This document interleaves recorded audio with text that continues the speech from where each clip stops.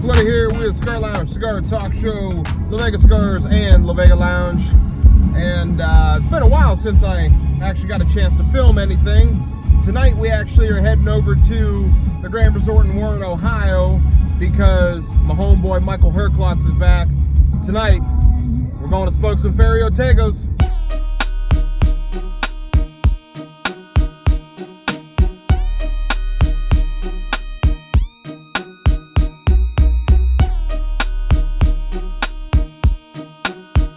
Hey guys, we're finally over here at the Grand Resort. As you can see, I think this is the first time I've actually ever done anything in the dark. But we're over here. I know Michael's inside. I'm excited to try his cigars. Well, I've already tried them, but I'm excited to smoke them again. So let's head on in.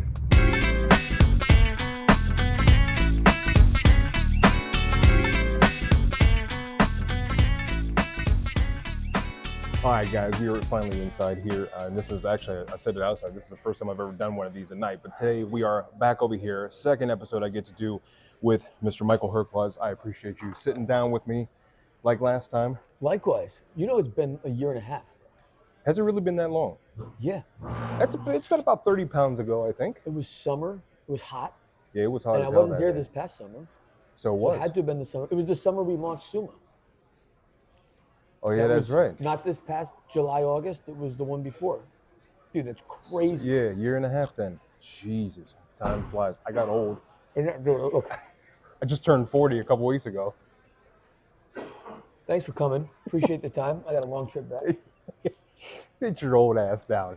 Anyway, I want to get cracking down to it because the one he didn't have last time was actually the Suma. It was not in the pack. So before we get into that, what do we got in this pack tonight here? Suma, Elegancia, and the Generoso. That's right. So the 3 flagship blends of Ferio Tego, the 2 annual limited releases, which are Elegancia and Generoso. We make those once a year in 6x50. Both are packed in travel humidors of 10 each. And then Suma is now 5 sizes. That's core, so we make that throughout the year. And I believe we have the Toro 6x50 and Suma in there as well. Yeah, so the last time, so a year and a half ago, thanks for making me feel old, by the way. So the last time you were here, this was not in the pack.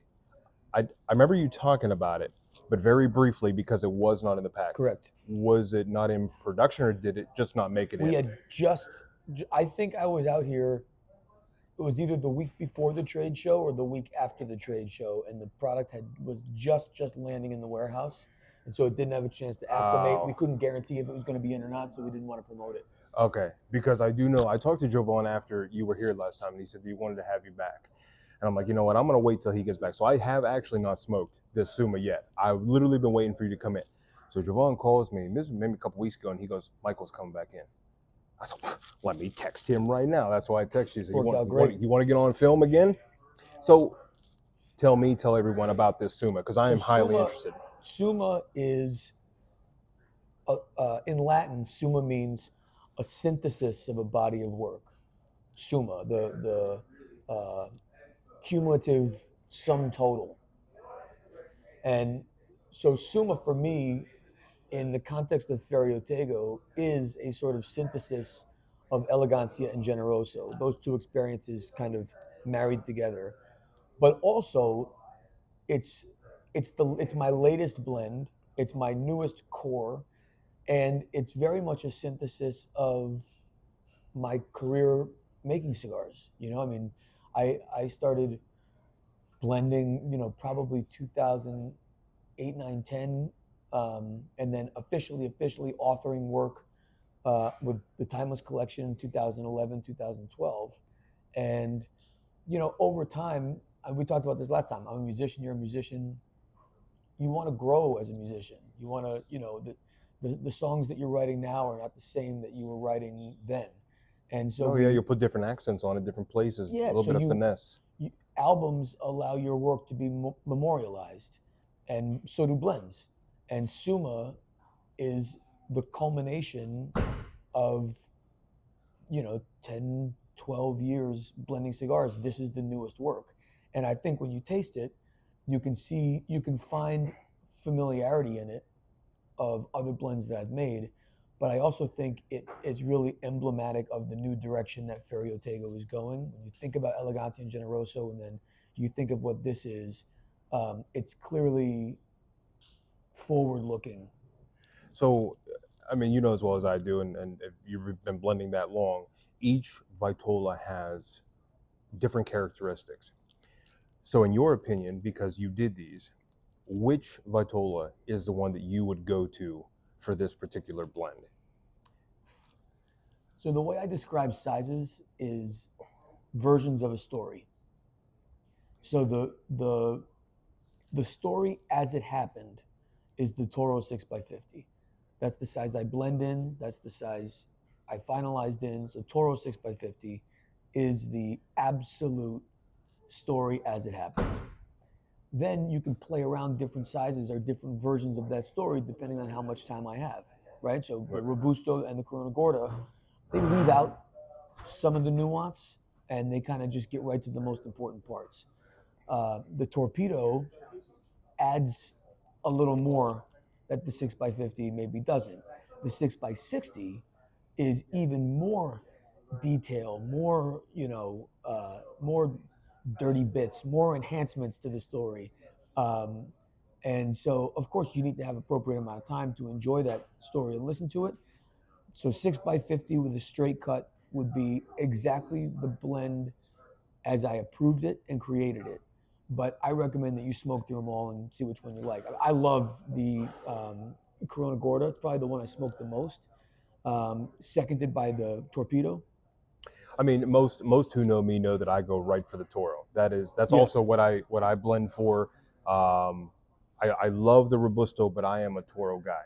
I'm a Torpedo guy, but only on certain cigars. So the fact that he handed me a Torpedo made me really happy because I'm a Torpedo guy. But yeah, Toro is the one that I go to automatically. I grew up with, there was a great deal of reverence for torpedoes. It was a special shape to smoke. And I feel like we've kind of abandoned shapes and everyone's smoking straight sided cigars, but I just think there's something so special about cigars that are shaped and tapered. I know this question actually it gets brought up a lot, and there's a lot of people who like to comment on it. So I'm going to ask you because I just happen to see how much you clipped on the end of yours. I typically clip a little bit more than most. Do you think there's any difference in the size that you take off this Torpedo? Yeah, of course. Do you prefer the smaller output, or do you like the larger? I like I like to cut as little off as possible to preserve the shape, but also to make sure that the draw is wide open. So, I'm not a cutter police, but for me, it's usually like just around the halfway point of the shoulder. Yeah, that was just more of a personal question because I typically cut a bit more off than most, and I actually had one guy, I don't remember what lounge it was. I think it was in West Virginia somewhere. He's like, "You cut too much of that off." I'm like, "Just smoke your cigar and leave me alone." Right. I mean, let's not forget, it's not just the taper. This is a 52, not a 50. So there's more room to play with filler. And let's not also underestimate the importance of the people who make this shape add a particular extra amount of care and attention because they're making a shaped cigar. So even if you cut a little more off, you're still dealing with some of the best teams making this shape. Right. Yeah, it does take somebody with talent to make something like this. I've actually watched them do it. The ones that roll in the factory that I use, and I give them people so much credit. I want to get down to Shapes and very skinny cigars both take incredible skill. I do want to get down to what the nerds are going to want to hear, and I myself being a nerd. Let's deal with the breakdown. Wrapper, binder, fillers. Who cares? I have to for the people like me out there. We're going to do the breakdown, but who cares? This guy's making me look bad on camera. No, I'm going to break it down. But here's the important thing. So I'm an advocate of learning. I really am. But I'm more so an advocate of learning information that's applicable to your ability to make better decisions. And I don't necessarily think that just learning a country of origin is enough to inform really high-level decisions. So, filler, Nicaragua heavy with Dominican. Binder, Ecuador Sumatra. Wrapper, Ecuador Corojo. Okay. I feel like I'm gonna get yelled at for this one too. I feel like I'm gonna get yelled at here Just too. cut it and light it. I can't because okay, so as a former chef, Yeah. I do like to know ingredients. Yeah. Because when I'm tasting something and I get certain notes, and I taste that again in another cigar, in my brain I want to know why that's happening. Totally. But when do you stop? When do I stop? Yeah. I don't know. I ain't stopped yet. No, I'm saying like as far as like diving deeper and deeper. Like we're gonna make a chicken dish. So what's the most important ingredient? The chicken. Right. You want to know where that chicken lived and what it ate. Sometimes. But do you drill down to like the fertilizer in the parsley? No, we don't go that far down. But see, this is what I'm saying. Like, but I will go region for the parsley, state, region. I want to know where it's coming from because that will all add into the dish because there's little nuances in that. I guess. But I get what you're saying though. There's something about knowing it when it's your profession and it's going to inform how you compose a dish, right? Right. It's going to inform how I compose a blend.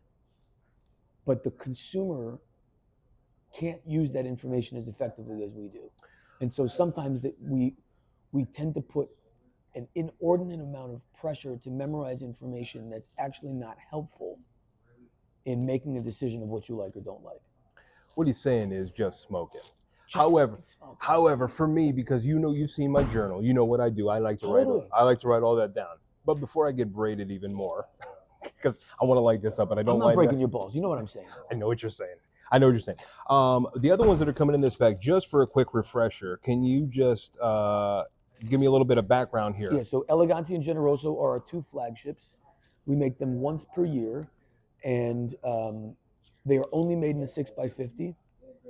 Packed in humidors of 10 cigars each. That's what you said. Any reason they're not made in any other sizes? Because it's an annual limited release and we just do it. Gotcha. So Elegancia and Generoso are really inspired by my love of wine.